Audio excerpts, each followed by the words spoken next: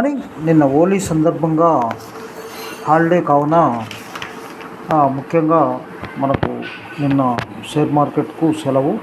అదేవిధంగా మనం general video చేస్తున్నాం. ఐఫోన్ల పైన స్ప్రేవేర్ దాడులు, అదేవిధంగా విశాఖ సహా మరో 14 విమానాశ్రయాల్లో డీజీ యాత్ర, అదేవిధంగా 2024-25లో వృద్ధి రేటు 7%, పాన్ మసాలా కంపెనీలకు ఊరట, అదేవిధంగా రికార్డు గరిష్టాలకు పొద్దుతిరుగుడు పువ్వు నూనె దిగుమతులు, అదేవిధంగా యుఏఈ విపణికి ది లేటెస్ట్ కంపెనీ ఆహార పదార్థాలు.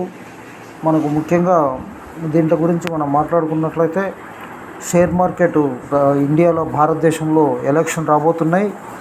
పార్లమెంటుకు ఎలక్షన్ కావున ఈ యొక్క ఏ పార్టీ అధికారంలో రాబోతుంది, ఏ షేర్లు అప్ ట్రెండ్ వెళ్తాయి అనే విషయాన్ని మనం గమనిస్తే ప్రస్తుత ప్రభుత్వము బీజేపీ అదానీ అంబానీ షేర్లు బాగా పర్ఫార్మెన్స్ చేస్తాయి.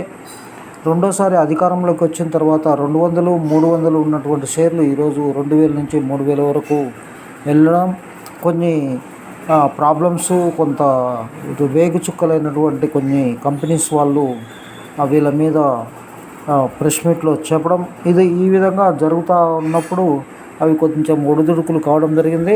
అయితే సపోజ్ పార్టీ బీజేపీ రాకుండా వేరే పార్టీ వస్తే ఆ షేర్లు కాకుండా మిగతా షేర్లు పెరిగే అవకాశం ఉంటుంది. ముఖ్యంగా ఇన్ఫ్రాస్ట్రక్చర్కి సంబంధించిన షేర్లన్నీ కూడా అప్ ట్రెండ్ వెళ్తూ ఉన్నాయి. ఎక్కువగా ప్రిఫరెన్స్ ఈ యొక్క రోడ్లకు ఇవ్వడం జరిగింది. అదేవిధంగా బాగా రవాణా సౌకర్యానికి విమానాలు, అదేవిధంగా బస్సు, లారీ, నౌకాశ్రయాలు ఇవన్నీ కూడా బాగా పెరుగుతున్నాయి కాబట్టి ఇవన్నీ కూడా ముందుకు వెళ్ళే అవకాశాలు ఉన్నాయి. కాబట్టి ఆ షేర్లన్నీ కూడా ముందుకు వెళ్ళే అవకాశం ఉంది. ఇంకా 24-25లో వృద్ధి రేటు 7% అని అంచనాలు పెంచిన ఏడీబీ మన వృద్ధి రేటును అంచనాలు పెంచేశారు.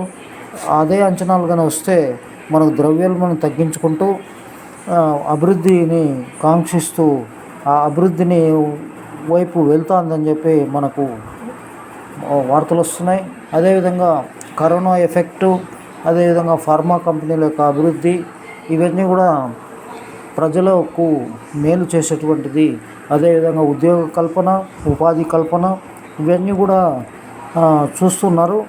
జనాభా ఒక సైడ్ నుంచి యువకులు ఎక్కువ మంది అవుతున్నారు. ఉద్యోగాలు దొరికే కొద్దిగా ఇబ్బందికరమైన పరిస్థితులు భారతదేశంలో వస్తున్నాయి. ముఖ్యంగా ప్రభుత్వ ఉద్యోగాల గురించి కాకుండా ప్రైవేటు ఉద్యోగాల సైడు, సాఫ్ట్వేర్ సైడ్ వెళ్తూ ఉన్నారు. ఈ సాఫ్ట్వేర్లో జీతాలు బాగా ఉన్నాయి. గవర్నమెంట్ కంటే ఎక్కువ జీతాలు రావడం వల్ల ఇంకా కొంత ఫెసిలిటీస్ చేయవలసిన అవసరం ఉంది.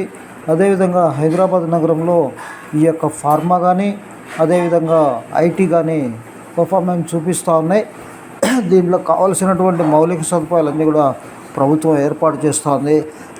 ఇటీవల కాలంలోనే గౌరవ ముఖ్యమంత్రి పెట్టుబడులు తేవడానికి విదేశాలకు పోయి రావడం, అదేవిధంగా ఇప్పటి ప్రభుత్వం కూడా తెలంగాణలో పారిశ్రామికరణకు అనుకూలంగా ఉంది కాబట్టి ఈ యొక్క తెలంగాణలో అభివృద్ధి దిశగా వెళ్తోంది. కొన్ని అపోహలు ఉన్నప్పటికీ రియల్ ఎస్టేటు గత ప్రభుత్వం ఉంటేనే బాగా పర్ఫార్మెన్స్ చూపిస్తూ మంచి రేట్లు వస్తాయని ప్రజల్లో ఒక నమ్మకం ఉండేది. ఇప్పుడు అలాంటిది ఈ ప్రభుత్వం కూడా రోడ్లను, అదేవిధంగా ఇన్ఫ్రాస్ట్రక్చర్కు, అన్ని దాంట్ల మీద, సాగునీటి ప్రాజెక్టుల మీద కూడా దృష్టి పెట్టింది. అతి తక్కువ డబ్బులతోటి ప్రాజెక్టులు కంప్లీట్ చేయడానికి ప్రయత్నాలు చేస్తూ ఉన్నారు. అదేవిధంగా రియల్ ఎస్టేట్ రంగాన్ని కూడా అభివృద్ధి చేయడానికి ప్రణాళికలు సిద్ధం చేస్తున్నారు. కావున ఈ యొక్క ప్రభుత్వానికి, ఏదైతే తెలంగాణ ప్రభుత్వానికి ఒక మంచి పర్ఫార్మెన్స్గా ఎంపీ సీట్లు వచ్చేదానికి అవకాశాలు కూడా మనకు కనిపిస్తూ ఉన్నాయి. ముఖ్యంగా ఈ యొక్క కాంగ్రెస్ ప్రభుత్వము దక్షిణాది నుంచే మొదలుపెట్టింది కాబట్టి తుక్కుగూడ నుంచే ఇండియాలో కూడా, ఢిల్లీలో కూడా గెలిచడానికి అవకాశం ఉంది. మోడీ, షా ఎన్ని కుయుక్తులు పడిని ఎంతమంది జైల్లో పెట్టినా కూడా వీళ్ళు చీల్చుకొని గెలిచే అవకాశం ఉంది.